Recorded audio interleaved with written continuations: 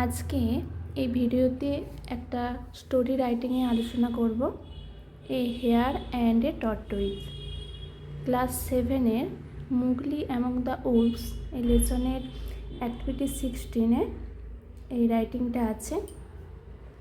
Right a short story in about 70 words using the following points. একটা ছোট গল্প লিখতে বলছে 70টি শব্দের মধ্যে, এবং নিচে যে পয়েন্টগুলো দেওয়া আছে সেগুলো ব্যবহার করতে বলা হয়েছে।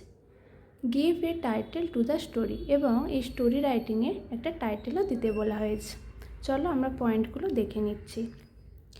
এ hare challenges a tortoise to a race.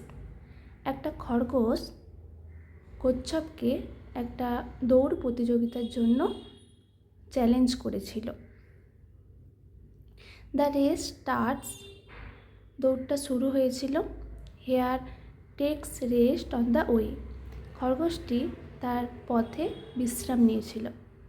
False asleep, ঘুমিয়ে পড়েছিল।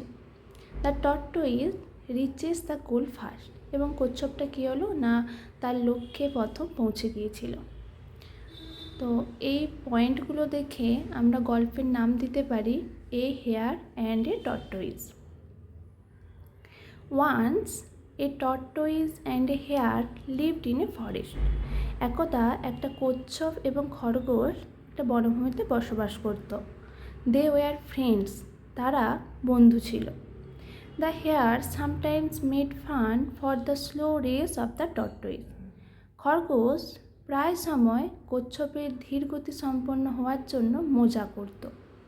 ওয়ান ডে, একদিন, the hare challenge the tortoise to a race. একদিন খরগোশ কচ্ছপকে দৌড় প্রতিযোগিতার জন্য চ্যালেঞ্জ করল।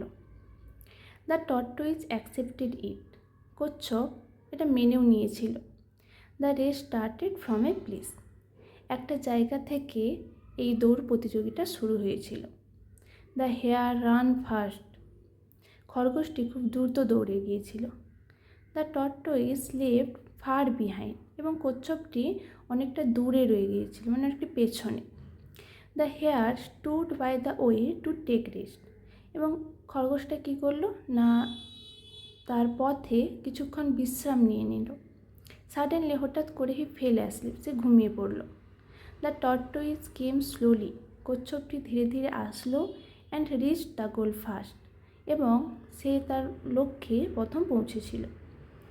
অ্যান্ড ওন দ্য রেস, এবং এই দৌড় প্রতিযোগিতাটায় জয়লাভ করেছিল। তো এখানে মোরাল কী দেওয়া যেতে পারে? মোরাল মানে নীতিবাক্য বা নীতিকথা। Slow and steady wins the race, মানে ধীর এবং স্থিরভাবে কাজ করলে সাফল্য একদিন আসেই।